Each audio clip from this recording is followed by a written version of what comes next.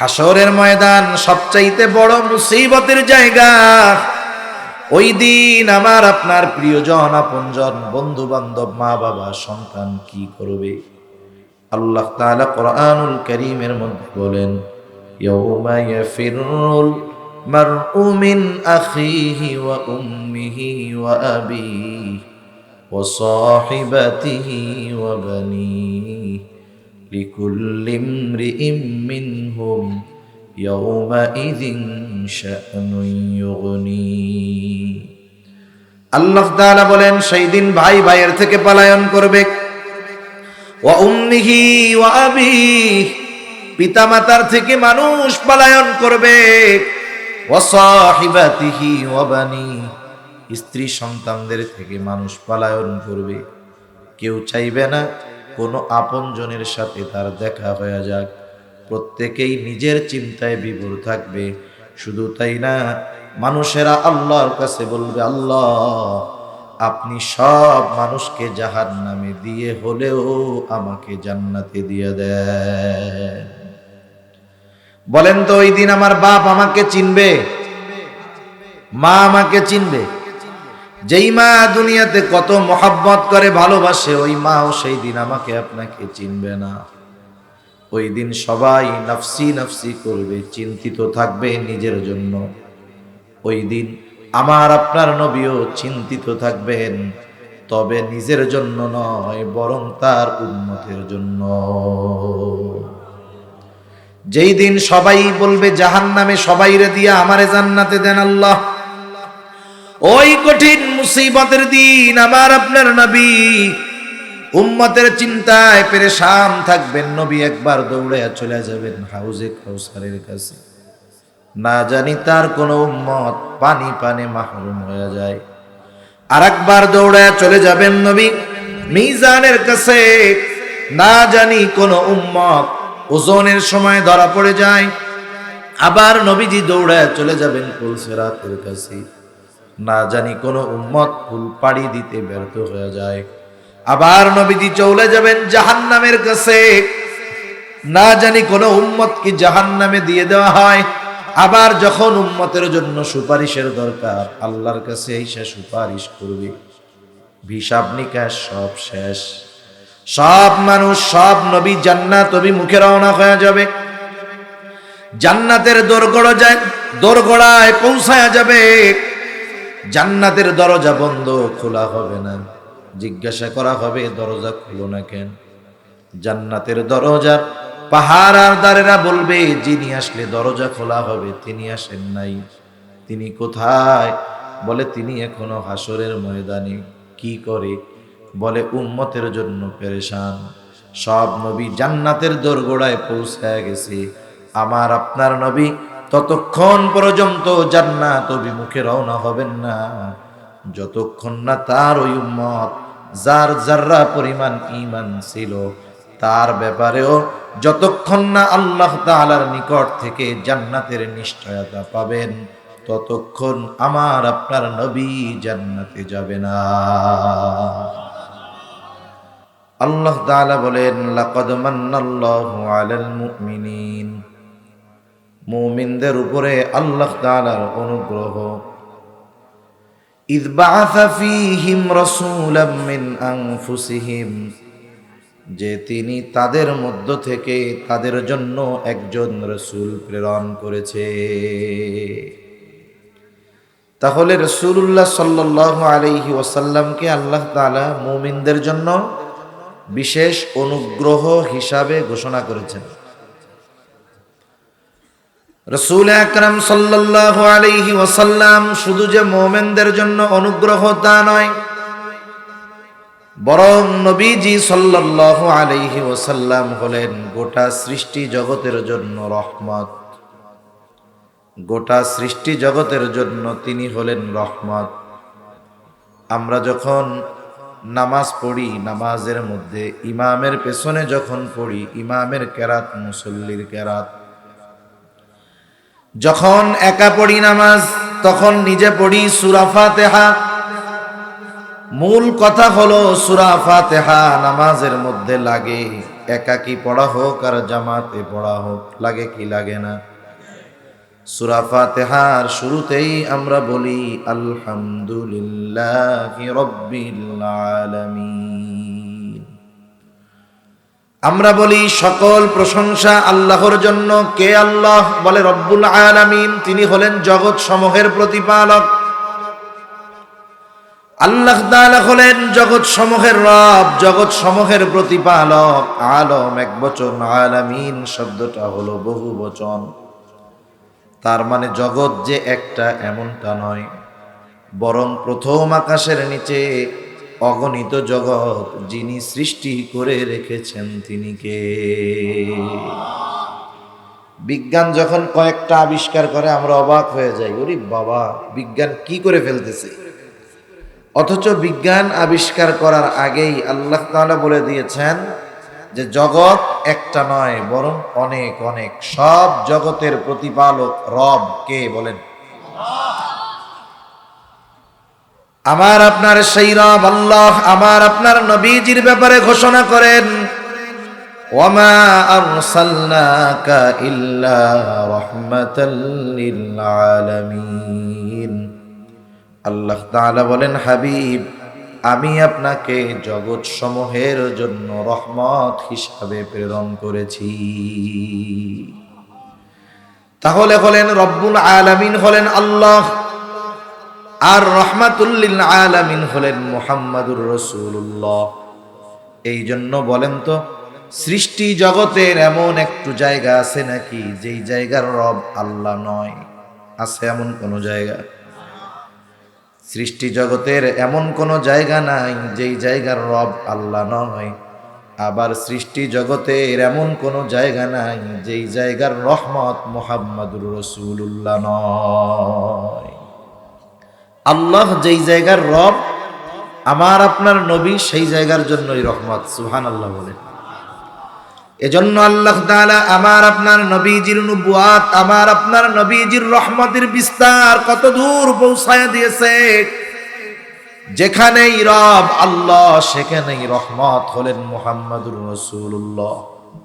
এই জন্য কবি কত সুন্দর কথা বলে, রবুবিয়ত খুদা কি হ্যায় জাহাঁ তক, নবুয়তি মুস্তাফা কি হ্যায় উহা তক। তাহলে আমার আপনার নবী হলেন গোটা সৃষ্টি জগতের জন্য রহমত। এই আয়াতের ব্যাখ্যায় ইমাম তাবারি রাহমাতুল্লাহি আলাইহি বলেন, নবীজি কাফেরদের জন্য রহমত। নবীজি রহমাতুল লিল আলামিন হওয়ার কারণে এই উপকার শুধু যে মুমিনরা লাভ করে তা নয়, কাফেররাও লাভ করে। আল্লাহর নবী সাল্লাল্লাহু আলাইহি ওয়াসাল্লাম আল্লাহ তাআলার কাছে বিশেষ কিছু দোয়া করে গেছে। এর মধ্যে অন্যতম একটি দোয়া হলো, আল্লাহ, আমার উম্মতের অবাধ্যতার কারণে, পাপের কারণে অতীতের উম্মতদের মতো আপনি আমার উম্মতকে সমূলে ধ্বংস করে দিবেন না। পৃথিবীতে যত মানুষ আছে, যত মানুষ আসবে, আমার আপনার নবীজির পর থেকে মোমেন হোক আর কাফের হোক, সকলেই নবীজির উম্মত, ঠিক না? ধরেন 700 কোটি মানুষ এখন দুনিয়ায় আছে, 200 কোটি মুসলমান, 500 কোটি অমুসলিম। কি পরিমাণ জুলুম, নির্যাতন, অত্যাচার অমুসলিমরা মুসলমানদের উপরে করতেছে, আর কি পরিমাণ পাপ মুসলমান ঘরের সন্তান হয়ে করতেছে। এরপরেও আল্লাহ তাআলা ওই পাপাচারের কারণে সমূলে ধ্বংস করে না, মাঝে মধ্যে একটু নড়াচড়া দিয়ে সতর্ক করে দেয়, ঠিক কিনা বলেন? না হলে আমাদের সমাজে, আমাদের দেশে, গোটা দুনিয়ায় এমন কিছু পাপাচার বিস্তার লাভ করতেছে, এটা যদি অন্য নবীর সময় হইতো, আমার দিল বলে আল্লাহ গজব দিয়ে ওদেরকে সমূলে নিশ্চিহ্ন করে দিত। এই যে ফিলিস্তিনের মাজলুম মুসলমানদের উপরে কত জুলুম, অত্যাচার, আল্লাহ তাআলা সমূলে ধ্বংস করে দেয় না, সুযোগ দিছে। এটা নবীজির বরকতে, ঠিক কিনা বলেন? বড় বড় কাফেররাও নবীজির কারণে বেঁচে গেছে। আবু জেহেল রে চিনেন আপনারা? চিনেননি? আরে কিছু মানুষ আছে এইগুলোরে দেখা লাগে না, নাম শুনলেই চেনা যায়। আর নামটা শুনলে কি মন চায় কোন তো? আবু জেহেলরে পাইলে কি করতেন? দাওয়াত দিয়া খাওয়াইতেন। মেহমান সৌদি আরব থেকে আইছে, দাওয়াত দিয়া খাওয়াই, কি করতেন? আবু জেহেল একদিন নবীজির সামনে আইসা আল্লাহ তাআলার কাছে দোয়া করতেছে। মক্কার এই মানুষগুলো যদিও মুশরিক ছিল, কিন্তু আল্লাহ তাআলাকে তারা বিশ্বাস করত, স্রষ্টা হিসাবে আল্লাহ তাআলাকে মানত, আমার কথা না। আল্লাহ তাআলাই বলেন, ওয়ালা ইন সাআলতাহুম মান খালাকাস সামাওয়াতি ওয়াল আরদ, আপনি যদি মক্কার মুশরিকদেরকে জিজ্ঞাসা করেন, মান খালাকাস সামাওয়াতি ওয়াল আরদ, আল্লাহ তাআলা বলেন তারা আপনার এই প্রশ্নের জবাবে কি বলবে? আল্লাহ তাআলা বলেন লা ইয়াকুলুনাল্লাহ, আপনার এই প্রশ্নের জবাবে তারা বলবে আসমান জমিনের স্রষ্টা হলেন আল্লাহ। দুইটা তাকিদ যোগ করে আল্লাহ তাআলা বলেছেন অবশ্যই অবশ্যই তারা বলবে আসমান জমিনের স্রষ্টা আল্লাহ। শুধু তাই না, আপনি যদি তাদেরকে জিজ্ঞাসা করেন মান নাযালা মিনাস সামাই মাআ ফাআহইয়া বিহিল আরদা বা'দা মাউতিহা, কে আসমান হতে পানি বর্ষণ করে, কে বৃষ্টি দেয়, ওই আসমানের বর্ষিত পানির দ্বারা কে মৃত জমিনকে পুনরায় পুনরুজ্জীবিত করে তোলে, রোদে ফেটে চৌচির হয়ে যাওয়া ফসল উৎপাদনের অনুপযুক্ত ওই শক্ত জমিনটাকে আসমানি পানির দ্বারা কে ফসল উৎপাদনের উপযুক্ত করে তুলে। ওরা ওদের দেব দেবীদের কথা বলবে না, লাত মানাত উজ্জার কথা বলবে না, লা ইয়াকুলুনাল্লাহ, অবশ্যই অবশ্যই তারা বলবে এইগুলো যিনি করেন তিনি কে? আল্লাহই বৃষ্টি দেয়, আল্লাহ তাআলাই জমিনের মধ্যে ফসল উৎপাদনের ব্যবস্থা করে। আল্লাহ তাআলা আর এক জায়গায় বলেন ওয়ালা ইন সাআলতাহুম মান খালাকাহুম লা ইয়াকুলুনাল্লাহ, আপনি যদি তাদেরকে জিজ্ঞাসা করেন তাদের স্রষ্টাকে, কে তাদেরকে বানিয়েছে, ওরা নাস্তিকদের মতো বলবে না এমনিই আমরা হয়ে গেছি, আমাদের দেব দেবী আমাদের বানাইছে, এটাও বলবে না। ওরা ওদের সৃষ্টির ব্যাপারে জিজ্ঞাসা করলেও বলবে লা ইয়াকুলুনাল্লাহ, অবশ্যই অবশ্যই আমাদের স্রষ্টা হলেন আল্লাহ। তাহলে আল্লাহ তাআলাকে মক্কার মুশরিকরা বিশ্বাস করত, আল্লাহর অস্তিত্বে বিশ্বাসী ছিল, কিন্তু আল্লাহ তাআলার সাথে এমন কিছু শিরক তারা করত যেই শিরকের কারণে এই বিশ্বাসের কোনো মূল্য নাই, বেঈমান হয়ে গেছে। আবু জেহেল নবীজির সামনে আল্লাহ তাআলার কাছে দোয়া করতেছে, বলে আল্লাহ, নবীকে শোনায় শোনায় বলতেছে আর কি, আল্লাহ আপনি যদি সত্যই এই কোরআন নাজিল করে থাকেন তাহলে আমাদের উপরে পাথর বর্ষণ করেন, অথবা যন্ত্রণাদায়ক শাস্তি আমাদেরকে আপনি দেন। নবীজিরে শোনায় শোনায় বলতেছে, আল্লাহ তাআলার কাছে দোয়া করতেছে। আরে আবু জেহেলের দোয়াও আল্লাহ তাআলা কবুল করছে। নবীজি বলেন বদরের যুদ্ধের দিন সকাল বেলায় আবু জেহেল আল্লাহ তাআলার কাছে দোয়া করে। আবু জেহেল আল্লাহ তাআলার কাছে বলে, আল্লাহ আপনি যদি আজকে যুদ্ধে যারা হকের উপরে আছে আপনি তাদেরকে বিজয় দান করেন। বদরের দিন সকাল বেলায় আবু জেহেল দোয়া করতেছে যে আল্লাহ আজকে যারা হকের উপরে আছে আপনি তাদেরকে বিজয় দান করেন। নবীজি বলেন আল্লাহ তাআলা আবু জেহেলের দোয়া কবুল করেছে। বদরের দিন যারা হকের উপরে ছিল, সত্যের উপরে ছিল, আল্লাহ তাআলা তাদেরকেই বিজয় দান করেছে। এই আবু জেহেল দোয়া করে কি বলে যে আল্লাহ নবীকে শোনায় শোনায় যে আপনি যদি সত্যই কোরআন নাজিল করে থাকেন তাহলে আমাদের উপরে পাথর বর্ষণ করেন, নাইলে যন্ত্রণাদায়ক শাস্তি দেন। এখন বলেন পাথর যদি বর্ষিত হয় এটা রহমত হবে না গজব হবে? মানুষ অনেক সময় অন্যকে টিটকারি করতে গিয়া, ছোট করতে গিয়া, লজ্জা দিতে গিয়া এরকম অনেক সময় বলে না, বলে এরকম যে অমুকে এই হইছে, হায় রে এই খবর শোনার আগে আমি মরলাম না কে। এরকম আপনাদের এলাকায় বলা লোক আছে তো, হিংসায় বলে। আবু জেহেল কেন নবীরে শোনায় বলতেছে?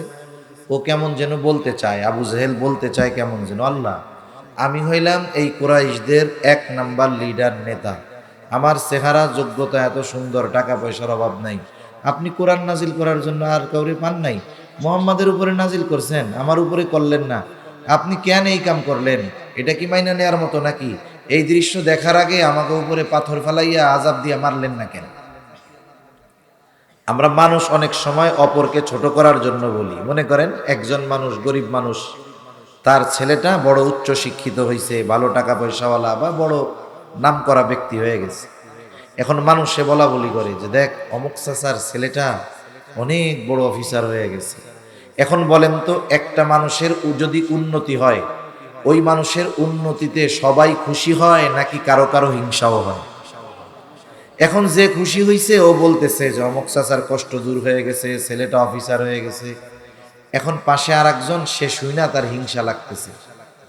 এখন কি কয় এসে, ওরে অমুকের পোলা এই হইছে, এই খবর শোনার আগে আমি মরলাম না কেন? কয় না এটা? কোন তো ওই সময় যদি আজরাইল আইসা বলে তোমার তো মরতে মন চায়, তাহলে চলো, কি বলবে? বলবে আসলে না, সত্যি সত্যি মরতে মন চায় নাই, এলো এমনি কইছি। তা মানুষ অনেক সময় হিংসায় বলে এই খবর শোনার আগে আমি মরলাম না কেন, এই বিষয় দেখার আগে আমি মরলাম না কেন, এরকম বলে না? বলে আসলে মরতে চায় না, সে আসলে অপরকে হিংসা করে এই কথাগুলো বলে। আবু জেহেল নবীকে শোনায় শোনায় বলতেছে, আল্লাহ আপনি লোক আর বান নাই, এই ইয়াতিম মানুষ যার টাকা পয়সা নাই, এর উপরে কোরআন নাজিল করছেন, আমি ছিলাম না? আবু জেহেলের এই কথার জবাব দিচ্ছেন আল্লাহ। কে দিচ্ছেন? জোরে বলেন। আল্লাহ রাব্বুল আলামিন আবু জেহেলের এই দুআর পরে ওহী প্রেরণ করলেন নবীজির কাছে। কেমন যেন আল্লাহ তাআলা বলতেছে, ও আবু জেহেল, আমি তোকে ঠিকই পাথর বর্ষণ করতাম, তোর উপরে যন্ত্রণাদায়ক আযাব ঠিকই দিতাম, কিন্তু কেন দেই না শোনো। আল্লাহ তাআলা আমার আপনার নবীর জবান দিয়ে বের করতেছেন ওহী। আল্লাহ তাআলা বলেন, ওয়ামা কানাল্লাহু লিয়ুআযযিবাহুম ওয়া আনতা ফীহিম। কেমন যেন আল্লাহ তাআলা বলেন, হাবিব আপনার সম্মানার্থে আপনি যতক্ষণ তাদের মধ্যে আছেন, শুধুমাত্র আপনার সম্মানার্থে আমি তাদের উপরে আযাব দেই না, কারণ আপনি হলেন রাহমাতুল লিল আলামিন। রাহমাতুল লিল আলামিন দুনিয়ার জমিনে থাকবে আর আমি আল্লাহ গজব দিব, এটা হতে পারে না। এই জন্য মক্কার কাফেররাও এই রকম ধৃষ্টতা প্রদর্শন করার পরেও শুধুমাত্র নবীজির কারণে বেঁচে গেছি। তাহলে নবীজি কাফেরদের জন্য রহমত ছিলেন, কিন্তু মুমিনদের জন্য নবীর ভালোবাসা ছিল স্পেশাল ভালোবাসা। নবী তার উম্মতের প্রতি সর্বোচ্চ দরদি ছিলেন। নবী আমাদের প্রতি সর্বোচ্চ মায়া মমতা মোহাব্বতের নিদর্শন রেখে গেছে। এই জন্য নবীজি যখনই সুযোগ পাইতেন আল্লাহ তাআলার কাছে উম্মতের ব্যাপারে বলতেন। কেমন ভালোবাসতেন নবী আমাদের, বলবো আপনাদের? ঘুম আসতেছে নাকি? তাকবীর দেন, নারায়ে তাকবীর। সজাগ আছেন তো? নবী আমাদের কেমন ভালোবাসতেন হাদিস থেকে শোনাই আপনাদের। আব্দুল্লাহ ইবনে আমর ইবনুল আস রাদিয়াল্লাহু তাআলা আনহু থেকে বর্ণিত, তিনি বলেন, একদিন সবাই মজলিসের মধ্যে বসা, হঠাৎ করে নবীজি কোরআনুল কারীম থেকে তিলাওয়াত করতেছেন। তিনি বলেন, আন্নান নাবিয়্যা সাল্লাল্লাহু আলাইহি ওয়াসাল্লাম তালা মা কাওলাল্লাহি আযজা ওয়া জাল্লা ফি ইব্রাহিম আলাইহিস সালাম। নবীজি সাল্লাল্লাহু আলাইহি ওয়াসাল্লাম কোরআন থেকে তিলাওয়াত করলেন। কি তিলাওয়াত করলেন? যা আল্লাহ তাআলা ইব্রাহিম আলাইহিস সালামের ব্যাপারে নাজিল করেছে। ইব্রাহিম আলাইহিস সালামের ব্যাপারে আল্লাহ কি নাজিল করছে? ইব্রাহিম আলাইহিস সালাম তার গুনাহগার উম্মতের জন্য আল্লাহর কাছে ক্ষমা চেয়ে দোয়া করছে, কারণ প্রত্যেকটা নবী তার উম্মতকে ভালোবাসে, এ ব্যাপারে কোনো সন্দেহ নাই। ইব্রাহিম আলাইহিস সালাম তার সব উম্মতকে ভালোবাসতেন, সে নেককার হোক আর বদকার হোক। বরং কিছু কিছু সময় তো এমন হয় যে ভালো যে তার চাইতে চিন্তা আরো বেশি হয়। একটা উদাহরণ দিলে বুঝতে সহজ হবে। মনে করেন এক লোকের 5টা ছেলে। কয়টা ছেলে? একটু জোরে বলেন কয়টা? 5টা ছেলে, 4টা ছেলে খুব ভালো, বড় 4জন একবারে খুব ভালো, নামাজি, মুত্তাকি, পরহেজগার। কিন্তু ছোট ছেলে যেটা, সেটা বড় দুষ্টু, বড় মন্দ, মারামারি করে, মানুষের সাথে খারাপ আচরণ করে। ওই 4 ছেলে একসাথে যত ভালো, ছোটটা ওইগুলার চাইতে সব ভালো যদি একদিকে দেওয়া হয়, ওর খারাপই আরো বেশি হবে। মা বাবা চিন্তায় থাকে, সকালে উঠাই কে না জানি বিচার নিয়ে আসে যে তোমার ফুলা এই কাম করছে। এখন বলেন তো, মা বাবা সব সময় ওই ভালো চায় সন্তানের জন্য চিন্তা করে বেশি, না খারাপটার জন্য চিন্তা করে বেশি? আল্লাহর কাছে যখন দোয়া করে, বলেন তো এই 4 জনের জন্য বেশি দোয়া করে নাকি খারাপটার জন্য বেশি দোয়া করে? খারাপ সন্তান হওয়ার পরেও মা বাবা তার জন্য চিন্তা করে বেশি, দোয়া করে বেশি। সন্তান যতই খারাপ হোক, মা বাবা মহব্বতের কারণে দূরে ঠেলে দেয় না। বলেন তো, মা বাবা আমাকে আপনাকে যত ভালোবাসে, তার চাইতে আমার আপনার নবী বেশি ভালোবাসে নাকি কম ভালোবাসে? নবীজি কত ভালোবাসে এইটা তো মাপার মতো সুযোগ নাই আমাদের। কিন্তু এটা বাস্তব যে নবীজি মা বাবার চাইতেও বেশি ভালোবাসে। আচ্ছা, আসলে আমাদের ভালোবাসে কে? এক লোক মনে করেন আপনাকে শুধু বলে, দোস্ত তোমারে আমি খুব ভালোবাসি, বলে তোমারে আমি খুব ভালোবাসি। এখন ওই ভালোবাসার দোস্তরে নিয়ে আপনি গেছেন সিলেটে। এখন আপনার সাথে একজনের একটু মনে করেন সমস্যা হয়েছে, গ্যাঞ্জাম ট্যাঞ্জাম হয়েছে, কথা কাটাকাটি হয়েছে। আপনি যখন একটু মুসিবতে পড়ছেন, ওই যে আপনারে খুব ভালোবাসে বইলা খালি গল্প মারে, সে আপনার পিছের থেকে সইরা আসতে সিএনজি একটা নিয়ে বাড়ি চলে আসছে। ওইখানের বিপদ আপদ দূর হয়েছে, আপনি আবার বাড়ি আসছেন। এখন যেই আসছেন, ওই যে আপনি বিপদে পড়লে যে পালায়া চলে আসছিল, আইসাই কয়, দোস্ত তোমারে আমি খুব ভালোবাসি। এখন আপনি ওরে কি করবেন? কিন্তু চা খাওয়াইবেন না। আপনি বলেন, আরে চিটিং বেড়া শর্ত, তুই যদি আমার সত্যই ভালোবাসতি, ওই বিপদে সবাই চইলা গেলেও তুই আমার সাথে থাকতি, ঠিক কিনা বলে? তাহলে আসলে বন্ধু হলো সে যে প্রকৃত বিপদের সময় সাথে থাকে। আসলে আমাকে আপনাকে সেই ভালোবাসে যে আমার আপনার সবচাইতে বড় মুসিবতে আমার আপনার সাথে থাকবে। দুনিয়ার মুসিবত কোনো মুসিবত নয়, সবচাইতে বড় মুসিবতে মানুষ পড়বে হাসরের ময়দানে। হাসরের ময়দান সবচাইতে বড় মুসিবতের জায়গা। ওই দিন আমার আপনার প্রিয়জন, আপনজন, বন্ধু বান্ধব, মা বাবা, সন্তান কি করবে? আল্লাহ তাআলা কোরআনুল কারীমের মধ্যে বলেন, ইয়াউমা ইয়াফিরুল মারউ মিন আখিহি ওয়া উম্মিহি ওয়া আবিহি ওয়া সাহিবাতিহি ওয়া বানিহি লিকুল্লি ইমরিইম মিনহুম ইয়াউমাইযিন শা'নুন ইউগনি। আল্লাহ তাআলা বলেন, সেই দিন ভাই ভাইয়ের থেকে পলায়ন করবে। ওয়া উম্মিহি ওয়া আবিহি, পিতা মাতার থেকে মানুষ পলায়ন করবে।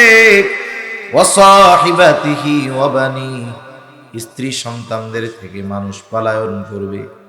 কেউ চাইবে না কোনো আপনজনের সাথে তার দেখা হয়ে যাক, প্রত্যেকেই নিজের চিন্তায় বিভোর থাকবে।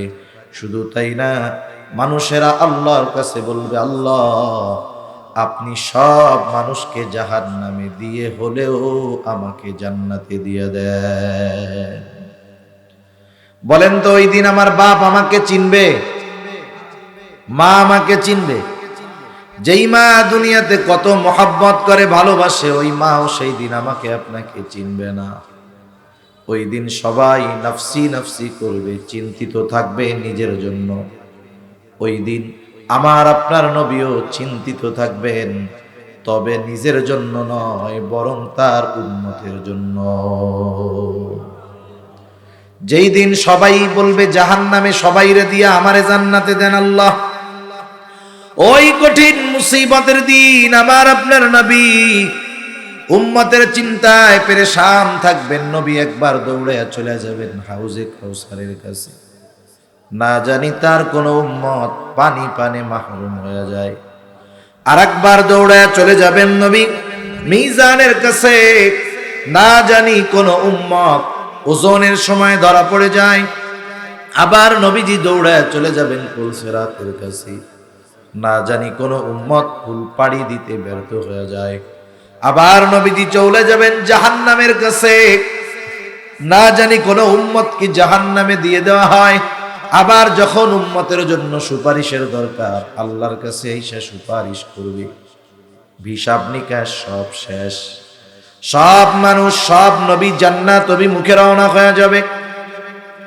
জান্নাতের দোরগোড়ায় পৌঁছায়া যাবে, জান্নাতের দরজা বন্ধ, খোলা হবে না। জিজ্ঞাসা করা হবে দরজা খুলো না কেন? জান্নাতের দরজার পাহারাদারেরা বলবে, যিনি আসলে দরজা খোলা হবে তিনি আসেন নাই। তিনি কোথায়? বলে তিনি এখনো হাসরের ময়দানে। কি করে? বলে উম্মতের জন্য পেরেশান।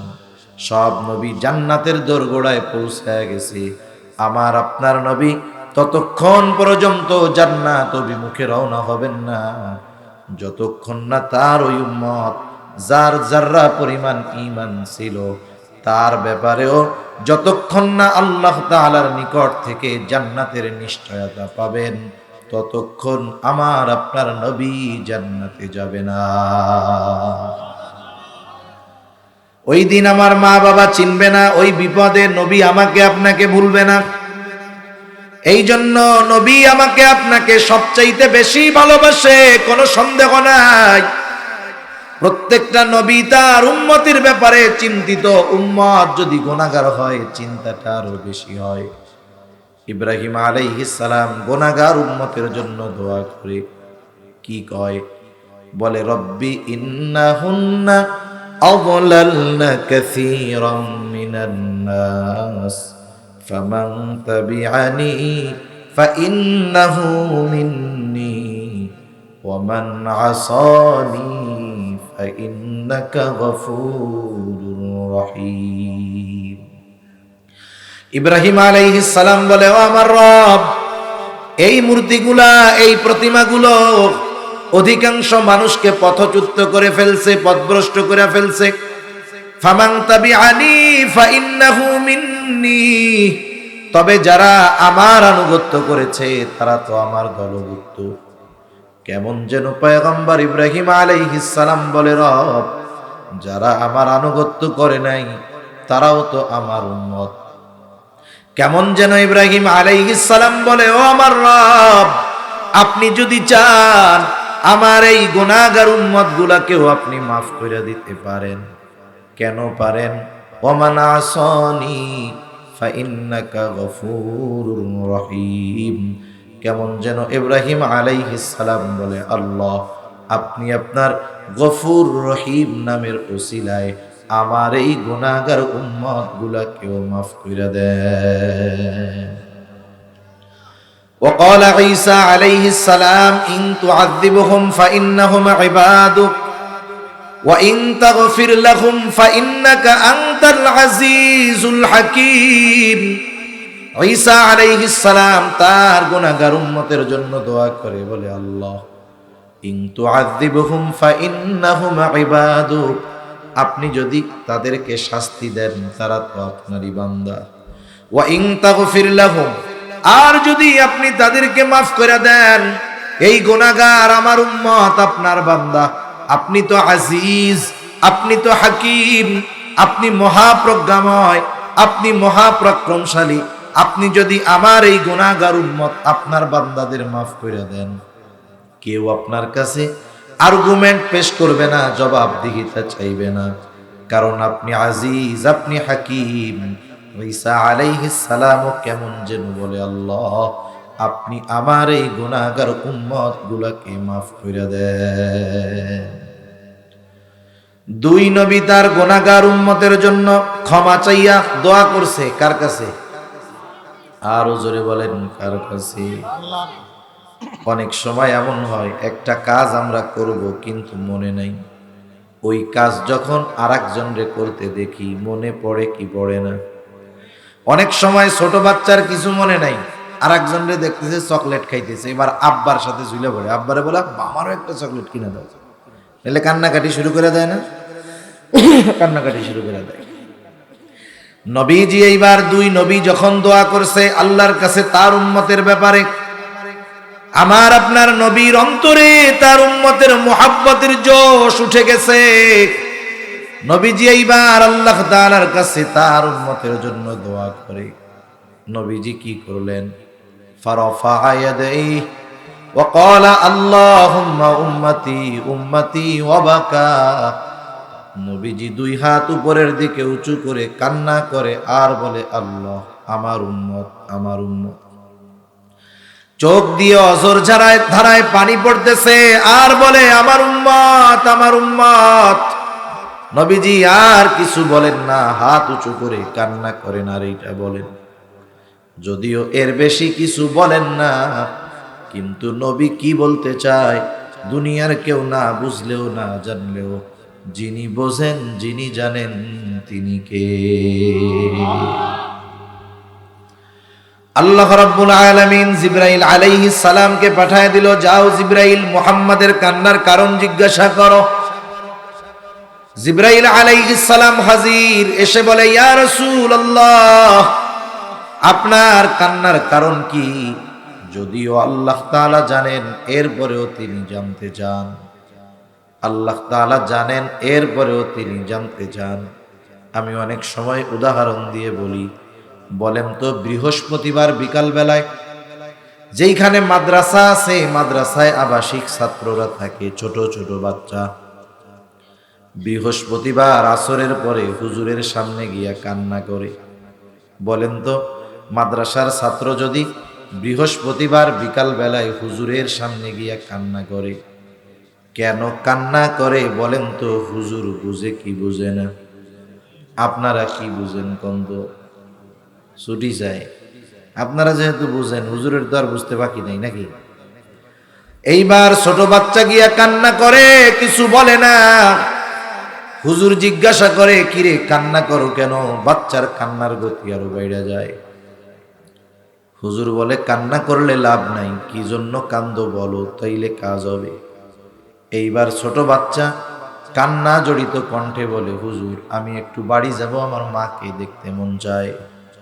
হুজুর কিন্তু জানে বাড়ি যাইতে চায়, কিন্তু ছাত্রর মুখ দিয়ে কেন শুনতে চায়? এটা ওস্তাদের ছাত্রের প্রতি একটা মহব্বতের বহিঃপ্রকাশ। আল্লাহ তাআলা জানেন নবীজি কি বলতে চায়, এরপরেও নবীজির জবান দিয়ে কেন শুনতে চায়? এটা হলো আল্লাহ তাআলার আমার আপনার নবীজির উপরে মহব্বতের বহিঃপ্রকাশ। নবীও জানে যে আমি যা বলতে চাই আল্লাহ জানে, আমি যা বলবো আল্লাহ তাআলা শুনবে। এরপরেও জিবরাইল আলাইহিস সালাম যখন আসছে, নবীজি মন ভরে উম্মতের ব্যাপারে বলছে। জিবরাইল আলাইহিস সালাম আল্লাহ তাআলার কাছে গিয়ে জানায়া দিছে ওনার কান্নার কারণ হলো ওনার গুনাহগার উম্মতের ক্ষমা। আল্লাহ তাআলা জিবরাইল আলাইহিস সালামকে বললেন, জিবরাইল যাও আমার হাবিবকে গিয়া জানায়া দাও আমি অচিরেই তাকে তার উম্মতের ব্যাপারে সন্তুষ্ট করব, আমি তার উম্মতের ব্যাপারে তাকে অসন্তুষ্ট করব না। নবীজি আল্লাহর কাছে বলার সুযোগ পাইয়া নিজের জন্য বলেন নাই, নিজের পরিবার পরিজনের জন্য বলেন নাই, আত্মীয় স্বজনের জন্য নবী বলেন নাই, উম্মতের ব্যাপারে আল্লাহর কাছে বলছে। কেমন ভালোবাসেন নবী! কিয়ামত পর্যন্ত যত উম্মত দুনিয়ায় আসবে সকলকে ভালোবাসার নিদর্শন নবী রেখে গেছেন। নবীজি একদিন সাহাবায়ে কেরাম নবীজির সাথে পথ চলতেছে, হঠাৎ করে নবীজি বলেন আমার ভাইদেরকে দেখতে মন চায়। সাহাবায়ে কেরাম জিজ্ঞাসা করলো, ইয়া রাসূলুল্লাহ, আমরা কি আপনার ভাই নই? নবীজি বলেন, না, তোমরা হইলা আমার সাথী সাহাবী। তাহলে আপনার ভাই কারা? নবী বলেন, আমার পরে আমাকে না দেখে যারা আমার উপরে ঈমান আনবে তারা হলো আমার ভাই। নবীজি আমাদের সকলের উপরে মহব্বতের নিদর্শন রেখে গেছে। উম্মতের প্রতি নবীজির দরদ কেমন, মায়া কেমন, মহব্বত কেমন, ভালোবাসা কেমন। অবাধ্য উম্মতের দ্বারা নবী যদি কখনো আক্রান্ত হয়েছেন, কখনো বদদুয়া দেন নাই। নবীজি কখনো বদদুয়া দেন নাই, বরং তাদের হেদায়েতের আশায় আল্লাহর কাছে দোয়া করছি। যখন মক্কার মানুষ নবীজির কথা মানে না, নবীজি চলে গেলেন তায়েফে, যেখানে নবীজির শৈশবকালীন কিছু সময় অতিবাহিত হয়েছে। নবীজি চলে গেলেন, হযরত যায়েদ রাদিয়াল্লাহু তাআলা আনহুকে সাথে নিয়া তায়েফে গিয়া মানুষের মধ্যে দাওয়াত দিলেন, বলো লা ইলাহা ইল্লাল্লাহ তুফলিহু, তোমরা সফল হয়ে যাইবা। ওইখানেও কাফেররা একদল দুষ্ট মানুষকে নবীজির পিছনে লেলায়া দিল। মানুষেরা নবীজির দিকে পাথর নিক্ষেপ করতে থাকলো।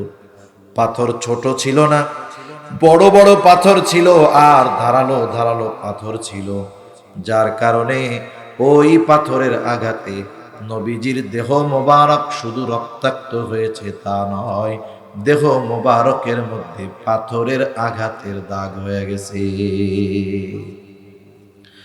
আয়েশা সিদ্দিকা রাদিয়াল্লাহু তাআলা আনহা একদিন নবীজিকে জিজ্ঞাসা করে, ইয়া রাসূলুল্লাহ, আপনার পিঠে এগুলো কিসের দাগ? আপনার কি কখনো বসন্ত হয়েছিল নাকি? নবীজি বলেন, না আয়েশা, আমার কখনো বসন্ত হয় নাই। তাহলে দাগগুলো কিসের? নবীজি বলেন, আয়েশা, আমি যখন দ্বীনের দাওয়াত দেওয়ার জন্য তায়েফে গিয়েছিলাম, তায়েফের মানুষ বুঝতে পারে নাই, তারা আমাকে পাথর নিক্ষেপ করেছিল। আয়েশা, এই দাগগুলো হলো তাদের নিক্ষিপ্ত পাথরের আঘাতের দাগ। এত পরিমাণ পাথর তারা নবীজির গায়ে মেরেছে। নবীজির গা বেয়ে বেয়ে রক্ত পড়ে জামা ভিজে গেছে। নবীজি পড়ে যাইতেন, আবার উঠে দাঁড়াইতেন। হযরত যায়েদ রাদিয়াল্লাহু তাআলা আনহু একা সবার থেকে নবীজিকে ঠেকায়া পারেন না। এত পরিমাণ রক্ত নবীজির গা দিয়ে পড়ছে, জামা ভিজে গেছে, রক্ত বেয়ে বেয়ে জুতার মধ্যে ঢুকে গেছে। ওই রক্ত শুকায়া জুতা পায়ের সাথে আটকে গেছে। সারাদিন গা দিয়ে রক্ত প্রবাহিত হয়েছে। পড়ন্ত বিকালে নবী এক পাশে এক আঙ্গুর বাগানের পাশে গিয়ে বিশ্রাম নেন। সারাদিন নবীর সাথে এরা কেমন আচরণ করেছে বলেন তো? আল্লাহ তাআলা দেখেছেন কি দেখেন নাই? আল্লাহ তাআলা সব দেখছেন। নবীজি যখন বিশ্রাম নিচ্ছে, জিবরাইল আলাইহিস সালাতু ওয়াস সালাম হাজির, এসে বলে, ইয়া রাসূলুল্লাহ, এই সম্প্রদায় আপনার সাথে কেমন আচরণ করেছে আপনার মালিক দেখছে। আজকে আমি একা আসি নাই, আমার সাথে নতুন একজন ফেরেশতা পাঠানো হয়েছে, যে ইতিপূর্বে আপনার কাছে কখনো আসে নাই। নবীজি বলেন, ওই নতুন ফেরেশতা আমাকে আইসা প্রথমে সালাম দিল। সালাম বিনিময়ের পর বলতেছে, ইয়া রাসূলুল্লাহ, এই কওম আপনার সাথে কেমন আচরণ করেছে আপনার মালিক দেখছে। আল্লাহ তাআলা আমাকে আপনার আদেশ পালনের জন্য পাঠিয়েছে। ইয়া রাসূলুল্লাহ, আপনি যদি আমাকে নির্দেশ দেন, দুই পাহাড় দিয়ে তায়েফবাসীকে এমন ভাবে পিষে দিব, এখানে যে একটা জনবসতি ছিল তার কোনো চিহ্ন থাকবে না। এদেরকে পিষে দেওয়া হবে তাদের এই অপরাধের কারণে। নবীজি আরাম করতেছিলেন, ফেরেশতার এই কথার পরে নবীজি উঠা বসলেন।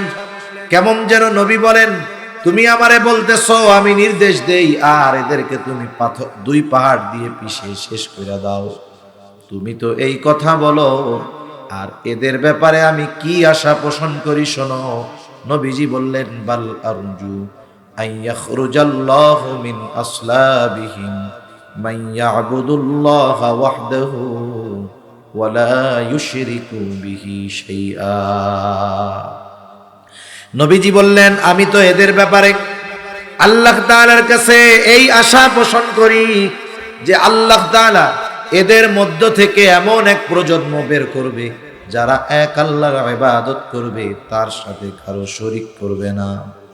একটু চিন্তা করে দেখেন, আমরা যদি প্রতিশোধ নেওয়ার সুযোগ পাই হাত ছাড়া করি না, কিন্তু যাদের আঘাতে নবী রক্তাক্ত, প্রতিশোধ নেওয়ার সুযোগ থাকার পরেও নেন নাই, বরং আশা করেছেন এরা যদি ঈমান নাও আনে এদের সন্তানেরা ঈমান আনবে।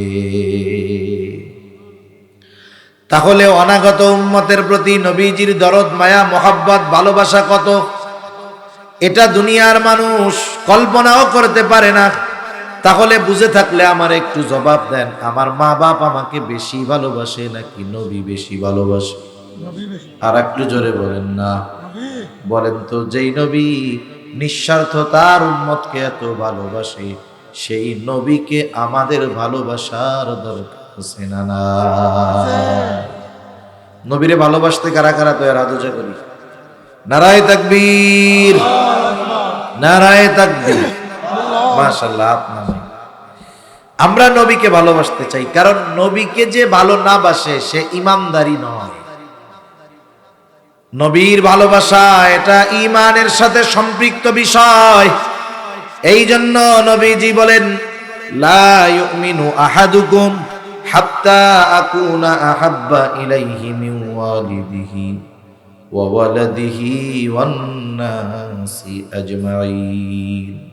নবীজি বলেন, তোমাদের মধ্যে কেউ ততক্ষণ পর্যন্ত মুমিন হতে পারবে না যতক্ষণ না সে তার পিতা মাতা, সন্তান সন্ততি, এক কথায় সকলের চাইতে আমি নবীকে বেশি ভালো না বাসবে। তাহলে নবীকে সবচাইতে বেশি ভালোবাসতে হবে, নিজের জীবনের চাইতে কম না বেশি। হযরত ওমর রাদিয়াল্লাহু তাআলা আনহু নবীজির সাথে পথ চলতেছে, হঠাৎ করে হযরত ওমর বলতেছে, ইয়া রাসূলুল্লাহ, আমি আপনাকে আমার জীবনের পরে সবচাইতে বেশি ভালোবাসি। নবীজি বললেন, না ওমর, হয় নাই। হযরত ওমর বুঝতে পারলো, চুপ হয়ে গেলেন। একটু পরে বলতেছে, ইয়া রাসূলুল্লাহ, এই মুহূর্ত থেকে আমি ওমর আপনাকে আমার জীবনের চাইতেও বেশি ভালোবাসি। সেজন্য নবীকে ভালোবাসার দরকার। কিন্তু কেমনে নবীরে ভালোবাসবো? আমরা তো নবীরে সামনে পাই নাই। আমরা যদি নবীকে সামনে পাইতাম, ভালোবাসতে পারতাম সর্বোচ্চ ভালোবাসা। আরে আবু বকর নবীকে সামনে পাইছি, নবীর মোহাব্বতে ঘরের সব সম্পদাই না নবীর সামনে হাজির করছে। হযরতে তালহা নবীজিকে পাইছে, নবীজির সামনে নিজের বুকটাকে কাফেরদের অস্ত্রের সামনে ঢাল বানায়া দিছে। আমরা তো নবীকে পাই নাই, নবীকে ভালোবাসতে তো মন চায়। এখন নবীকে কেমনে ভালোবাসবো?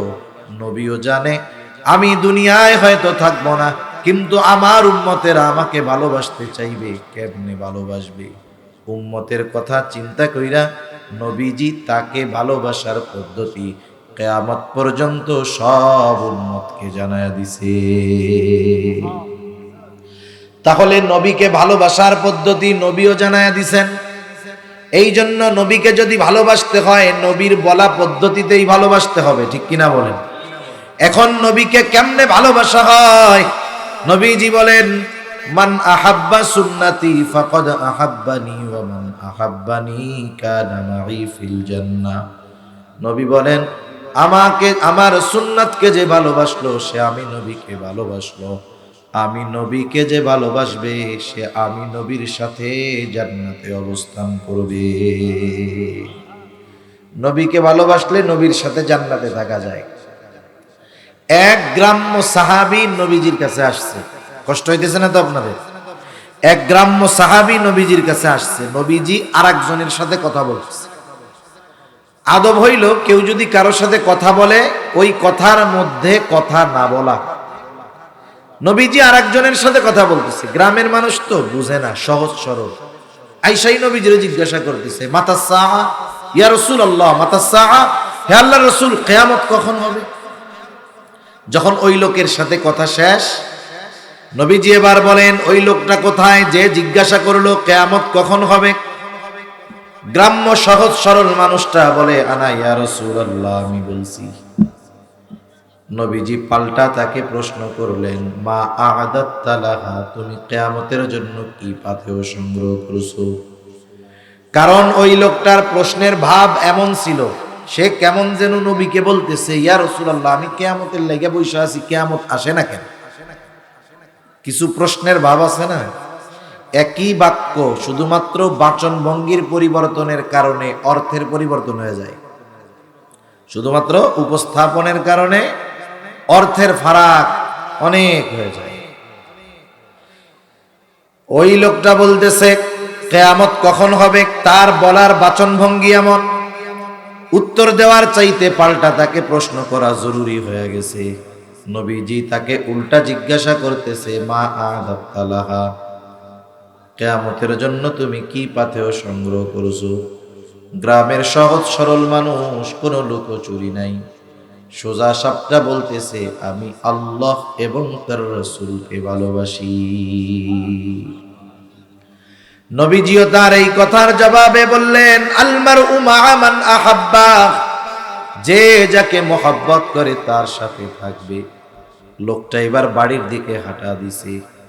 হযরত আনাস রাদিয়াল্লাহু তাআলা আনহু বলেন, নবীজির মুখে যখন শুনলাম যে যাকে মহব্বত করে তার সাথে থাকবে, ইসলাম গ্রহণের পর এত খুশি আমরা কখনো হই নাই।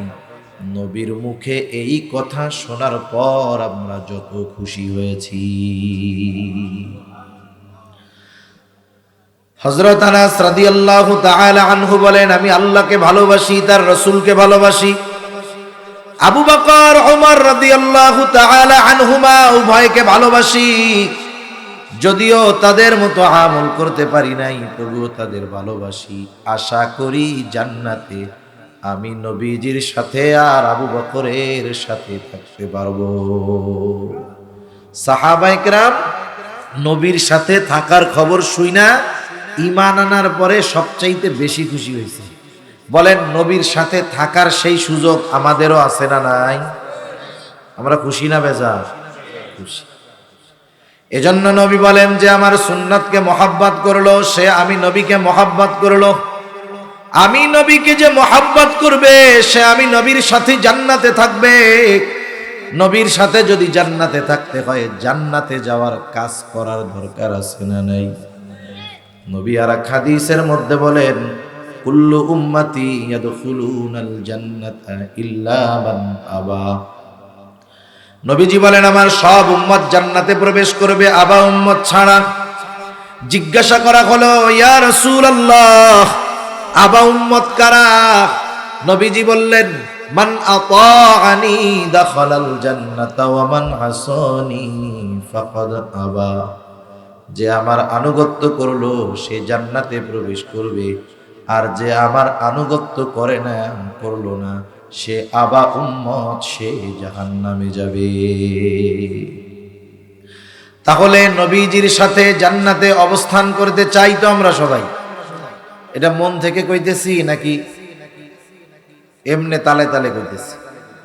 বলেন, নবীজির সাথে জান্নাতে থাকার জন্য যা করার দরকার করার জন্য প্রস্তুত আছি? কি করতে হবে? দুই হাদিসের সমন্বয়। নবীর সুন্নতকে মহব্বত করে অনুসরণ করতে হবে, সুন্নতকে মহব্বত করতে হবে, নিজেও সুন্নতওয়ালা হইতে হবে। যদি এই দুইটা বিষয় নিজের মধ্যে চলে আসে, সুন্নতের উপরে মহব্বত আর সুন্নতের অনুসরণ, তাইলে নবীকে ভালোবাসা হবে, নবীর সাথে জান্নাতে থাকা যাবে। আরে নবীরে যারা অনুসরণ করে তাদের ভালোবাসে আল্লাহ, তাদেরকে ভালোবাসে। আমরা আল্লাহকে ভালোবাসতে চাই না? সবচাইতে বেশি ভালোবাসা হবে আল্লাহর জন্য। মুমিন আল্লাহর জন্য তার ভালোবাসা হলো সুদৃঢ় ভালোবাসা। আল্লাহ তাআলা বলেন, ওয়াল্লাযীনা আমানু আশাদ্দু হুব্বাল লিল্লাহ।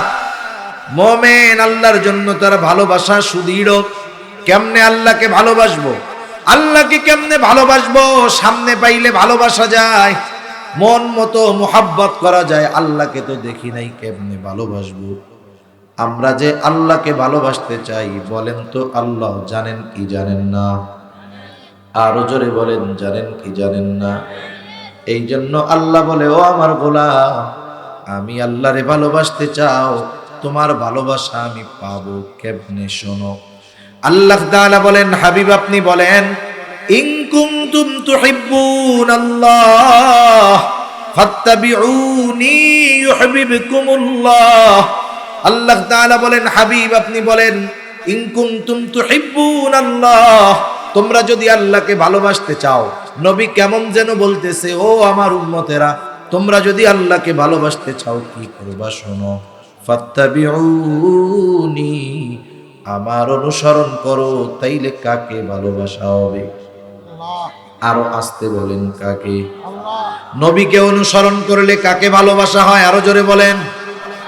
এরপরে আল্লাহ তাআলা বলেন, হাবিব আর একটু সুসংবাদ শুইনা নেন, আপনার উম্মত আপনার অনুসরণ করবে, আপনি তো আমার হাবিব, আপনি তো রহমাতুল লিল আলামিন। আপনার উম্মত যদি আপনার অনুসরণ করে, আমাকে ভালোবাসা নিয়ে তাদের চিন্তা করা লাগবে না। আপনার উম্মত যদি আপনার অনুসরণ করে, আপনি তাদেরকে জানায়া দেন, ইউহিব্বুকুমুল্লাহ, আমার অনুসরণ করার কারণে স্বয়ং আল্লাহ তোমাকে ভালোবাসবে। তাহলে নবীর অনুসরণ করলে আমাদের ভালোবাসে কে? আরে মিয়া, দুনিয়ার নেতার ভালোবাসা পাওয়ার জন্য কর্মী কত ত্যাগ স্বীকার করে। কোন সময় যদি নেতা ওই কর্মীর নামটা একবার মুখ দিয়া নেয়, ফেসবুকের মধ্যে পোস্ট লাগায় দেয়, আজকে আমার নেতা আমার নাম ধইরা ডাকছে, আমার দিলটা শান্তি হয়ে গেছে। আরে বেটা, দুনিয়ার নেতা তোরে ভালোবাসে, তুই এত খুশি হস, ওই নবীর অনুসরণ করলে আল্লাহ তোমাকে আমাকে ভালোবাসবে। বলেন, আল্লাহর ভালোবাসা আমাদের দরকার আছে না নাই? আল্লাহর ভালোবাসা পাইলে কত লাভ শুইনা নেন। হাদিসের মধ্যে আসছে, নবীজি বলেন, আল্লাহ তাআলা যখন দুনিয়ার কাউকে ভালোবাসে, আর আল্লাহ ভালোবাসে তাদের যারা তার হাবিবের অনুসরণ করে, তাদের আল্লাহ ভালোবাসে। আল্লাহ তাআলা যখন জিবরাইল আলাইহিস সালামকে ডাক দিয়ে আল্লাহ তাআলা বলে, জিবরাইল, দুনিয়ার অমুক বান্দারে আমি ভালোবাসি, তুমিও ভালোবাসো।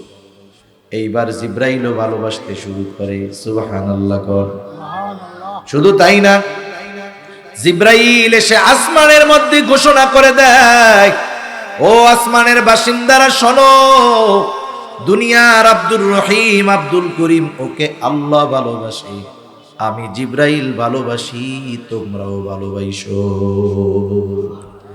তাহলে নবীর সুন্নাতের অনুসরণ করলে সে আসমানের সেলিব্রিটি হয়ে যায়। দুনিয়ায় মানুষ নিজেরে ভাইরাল করার জন্য, মানুষ যেন আমারে চিনে, এই জন্য কত কিছু করে না?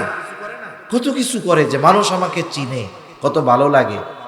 আরে দুনিয়ায় অনেক মানুষ আছে যারা দুনিয়ায় ভাইরাল না, আসমানে ভাইরাল, সব ফেরেশতারা তারে চিনে। যখন জিবরাইল আলাইহিস সালাম এসে বলে, তোমরা ওই আল্লাহর বান্দাকে ভালোবাসো, এইবার আসমানের ফেরেশতা তাকে ভালোবাসতে শুরু করে, তাকে চিনে, তাকে ভালোবাসতে শুরু করে। এই জন্য মুমিন বান্দা, ভালো বান্দা যখন মারা যায়, আল্লাহর মহব্বতের কোনো গোলাম যখন মারা যায়, ওর রূহটা নিয়ে যখন ফেরেশতা আসমানের দিকে উঠতে থাকে, প্রত্যেকটা আসমানের এক একটা দরজা আছে, ওই দরজায় গিয়ে যখন উপরে ওঠার অনুমতি চায়, দরজার পাহারাদার ফেরেশতারা বলে, এটা কার রূহ? বলে, অমকের ছেলে অমক। সব ফেরেশতা ওরে চিনে। এইবার বলে, হ্যাঁ, লোকটা দুনিয়ায় ভালো ছিল, খুব ভালো মানুষ, এর জন্য আসমানের দরজা খোলার অনুমতি দেওয়া হয়েছে। আরে দুনিয়ার কেউ না চিনলেও আসমানের ফেরেশতারা আমারে আপনারে চিনবে, ঠিক কিনা বলেন? এরপরে নবীজি বলেন, যখন আসমানের বাসিন্দারা তাকে ভালোবাসতে শুরু করে, আল্লাহ তাআলা দুনিয়ার মানুষের অন্তরের মধ্যে ওই ব্যক্তির ভালোবাসা আর গ্রহণযোগ্যতা পয়দা করে দেয়। এইবার দুনিয়ার মানুষও তাকে মহব্বত করে, দুনিয়ার মানুষও তাকে ভালোবাসে। এই যে আপনাদের অঞ্চলের বুজুর্গ ওয়াকিল আলী বড় হুজুর রহমাতুল্লাহি আলাইহি, এই জায়গায় দুই একজন আছেন নাকি যে ভালোবাসেন না? আছেন যারা চিনেন? সবাই ভালোবাসেন না? আচ্ছা, ওনার ছেলে পেলে দুনিয়া আছে বাইচা? নাই না? আপনারা দেখেনও নাই মনে হয় অধিকাংশ মানুষ। হ্যাঁ, এরকম বুজুর্গ মানুষ নাম শুনছেন, কিন্তু ওনার নাম শুনলে অন্তরের মধ্যে ভালোবাসা আসে না রাগ আসে বলেন তো? অথচ আমরা দেখি নাই, আপনারাও দেখেন নাই। এখন লোক আল্লাহর বান্দা চলে গেছে দুনিয়া ছেড়া, এরপরেও তার প্রতি ভালোবাসা আপনাদের আছে কেন? ওনার আত্মীয় স্বজন কেউ কি চা পান খাওয়াইয়া কইছিল যে আমার আত্মীয়টা একটু ভালোবাসো? এই ভালোবাসা চা পানের কারণে আসে নাই। এই ভালোবাসা, এই ব্যক্তির প্রতি ভালোবাসা আপনাদের অন্তরে, আমাদের অন্তরে যিনি ঢেলে দিয়েছেন তিনি কে? আর কেন এই ভালোবাসা মানুষের অন্তরে ঢেলে দিছে? কারণ উনি নবীর সুন্নতের অনুসরণকারী ছিলেন। সুবহানাল্লাহ। এজন্য রাসূলুল্লাহ সাল্লাল্লাহু আলাইহি ওয়াসাল্লামের অনুসরণের মাধ্যমেই আল্লাহর ভালোবাসা পাওয়া যায়, নবীকে ভালোবাসা হয়। এই জন্য নবীর সাথে যদি জান্নাতে থাকতে চাই, নবীর সুন্নতকে মহব্বতের সাথে অনুসরণ করতে হবে। সর্বশেষ দুই একটা কথা বলে আমি আমার আলোচনা শেষ করে দিব। দেখেন, আমরা যখন সুন্নাত পালনের কথা বলি মানুষকে, মানুষ বিভিন্ন বাহানা দিয়ে সুন্নাত থেকে বাঁচতে চায়। যেই সুন্নাত গুলার কথা উলামায়ে কেরাম বুজুর্গানে দিন বলেন, এই সুন্নাত গুলার মধ্যে অন্যতম একটা সুন্নাত হইল দাড়ির সুন্নাত। দাড়ি হলো এমন এক সুন্নাত, সব সুন্নাত কিন্তু এমন নয় রাখলে সোয়াব আছে, না রাখলে গুনাহ নেই। কিছু সুন্নাত আছে দায়েমি সুন্নাত। এই দাড়ি রাখা এটা মূলত ওয়াজিব। নবীজির এই সুন্নতটা হলো ওয়াজিবি সুন্নাত। দাড়ি যদি এক মুষ্টির কম কারো যদি থাকে, নামাজ পড়ে গুনাহ হইতে থাকে, হজ করে দাড়ি ছাঁটার কাটার গুনাহ হতে থাকে। এই জন্য উলামায়ে কেরাম বেশিরভাগ ক্ষেত্রে দাড়ির সুন্নাতের কথা বলে। কারণ দাড়ি হলো এমন এক সুন্নাত যেটা অনেক সুন্নাত পালনে সহায়ক হয়। দাড়ি হলো এমন এক সুন্নাত, এই দাড়ি যার থাকে অনেক গুনাহ থেকে বেঁচে থাকা তার জন্য সহজ হয়। ঠিক কিনা বলেন? আমি আমারে দিয়াই উদাহরণ দিই। মনে করেন আমার মুখে দাড়ি, আর একজন আমার মতো মুখে দাড়ি নাই, দুইজনে পাশাপাশি দাঁড়ায় আছে। মনে করেন রাস্তা দিয়ে একটা মেয়ে হাইটা যাচ্ছে, ও তাকায় আছে, আমিও তাকায় আছি। বলেন তো আপনি আইসা কারে কবেন আগে, এই বেটা হুজুর মানুষ দাড়ি রেখে মায়ের দিক তাকায় আছে? আর যেটা দাড়ি নাই এরা কিন্তু কিছু বলবেন না।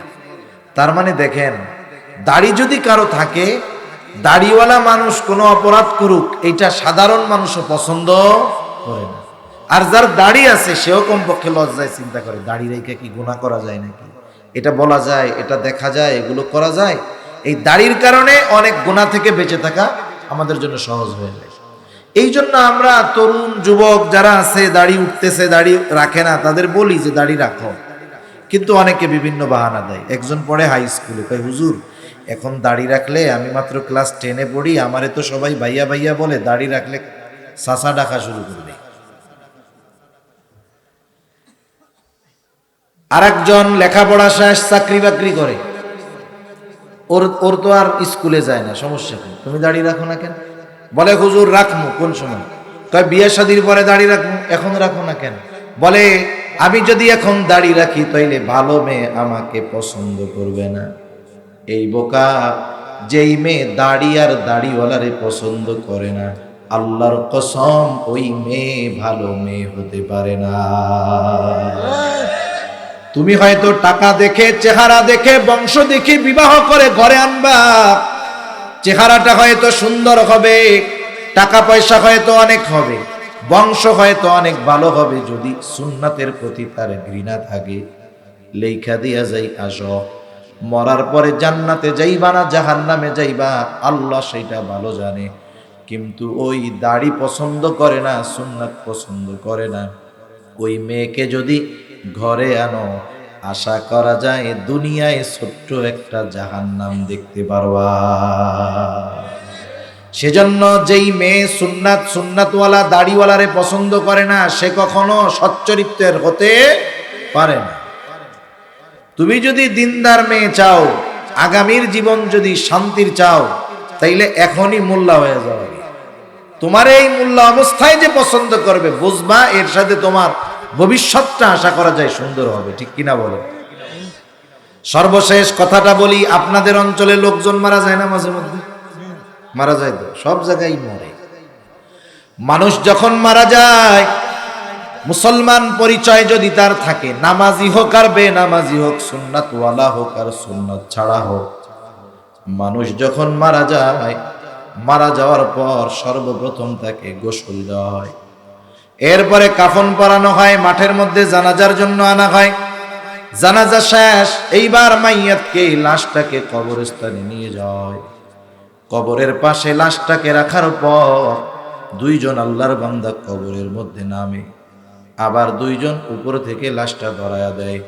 বলেন তো, ওই লাশটা দুইরা যখন কবরে নামায়, বলেন তো একটা দোয়া পড়ে, দোয়াটা জানা আছে নাকি? কি দোয়া পড়ে বলেন তো? বিসমিল্লাহি ওয়া আলা মিল্লাতি রাসূলিল্লাহ। ওই দোয়া আপনাদের এলাকায়, আমাদের এলাকায় যত মানুষ মরছে কবরে রাখার সময় এই দোয়াই পড়ছে। কিয়ামত পর্যন্ত সবাইকে কবরে রাখার সময় এই দোয়া পড়বে, যদি পরিচয়টা মুসলমান হয়। নাস্তিক মারা গেছে, হুমায়ুন আজাদ, ওরে তো জানাজা দিছে, ওরেও যখন নামাইছে তখনও মনে হয় পড়ছে। আমার বেলায়ও পড়বে, আপনার বেলায়ও পড়বে, সুন্নাতওয়ালার ব্যাপারেও পড়বে, সুন্নাতের বিরোধিতাকারীর ব্যাপারেও পড়বে। একটু চিন্তা করেন, দিল দিয়া কথাগুলা বুঝবেন, বাড়িতে গিয়ে একটু ভাববেন। সারা জীবন এই দোয়া পড়লাম, কিন্তু এই দোয়ার সারমর্মটা কি? এই দোয়ার সারমর্মটা কি? বুজুর্গানে দিন বলেন, এই দোয়ার সারমর্ম হইল, ওই মাইয়াতকে যখন কবরে রাখা হয় বলা হয় বিসমিল্লাহ, আয় আল্লাহ, আপনার নামে এখন এমন এক ব্যক্তিকে কবরে রাখতেছি যার বিগত জীবন সুন্নতের উপরে অতিবাহিত হয়েছে। সে যখন মারা গেছে সুন্নতের উপরে ছিল, এখন তাকে কবরস্থ করতেছি, এই অবস্থায়ও সে সুন্নতের উপরে আছে। এই দোয়াটা পড়া আমাকে আপনাকে কবরে রাখবে। এই দোয়া পড়া এমন একজনকে কবরে রাখা হলো যার মুখে চেহারায় সুন্নাতের বালাই নাই, কোনোদিন সুন্নাতের দ্বারের কাছেও যায় নাই।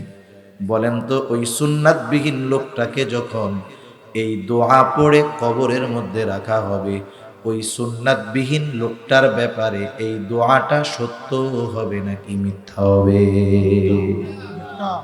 মিথ্যা হবে, মিথ্যা।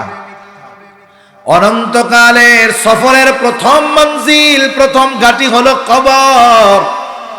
ওই কবরে যদি আমারে আপনারে মিথ্যা কথা বইলা রাখে, পরের অবস্থাগুলো কি হবে চিন্তা করেন। এই জন্য নিজের জীবনে পরিবর্তন আনেন, নবীর আদর্শে আদর্শিত হন, নবীর সুন্নাতের আলোকে নিজের জীবনটা সাজান। হায়রে দেখেন, দুনিয়াতে যখন বিশ্বকাপ, ফুটবল, ক্রিকেট খেলা আসে, যে যেই দেশে পছন্দ করে, যেই দেশের প্লেয়ারকে ভালো লাগে, ওই দেশের ফুটবল প্লেয়ারের মতো চুলের কাটিং দেয় কি দেয় না? এইবার চুলের কাটিং দিয়ে আসছে, এই মধ্যে আছে চারদিক দিয়া নাই, একেবারে টাক। দেখছেন সজারু মার্কা কাটিং? এগুলো দেখতে কেমন লাগে, রুচিশীল কেমন, এগুলো বুঝে আসে। এখন ও কাটিং দিয়ে আসছে, মুরব্বী কয়, কিরে তোর মাথার উপরে মোরগের মাথা কেন? তোরে তো সজারুর মতো লাগতেছে, মানে তিরস্কার করতেছে। বলেন তো, এই তিরস্কারের কারণে সে লজ্জিত হয় না, বরং পাল্টা জবাবে বলে, চাচা এটারে মুরগি কাটিং কইেন না, এইটা সিলেট শহর থেকে 2000 টাকা দিয়ে কাটিংটা দিছি। এইটা কার স্টাইল জানেন? এটা হলো এই দুনিয়ার সেরা প্লেয়ার নেইমারের চুলের স্টাইল। একটু চিন্তা কইরা দেখেন, আমি যখন দুনিয়ার একজনের অনুসরণ করি, কেউ যদি আমাকে মোরগ বলে, মুরগি বলে তিরস্কার করে, আমি লজ্জিত হই না, প্রতিবাদ করি। আরে দাড়ি রাখছো যুবক, কেউ যদি তিরস্কার কইরা চাচা বলে, একটু মানায়া নাও। একটু লজ্জা পাইছো, চুপ কইরা থাকো। মনে রাখবা, এই তিরস্কারের প্রতিদান হিসাবে আল্লাহ তাআলা তোমাকে জান্নাত পুরস্কার দিয়ে দিবে।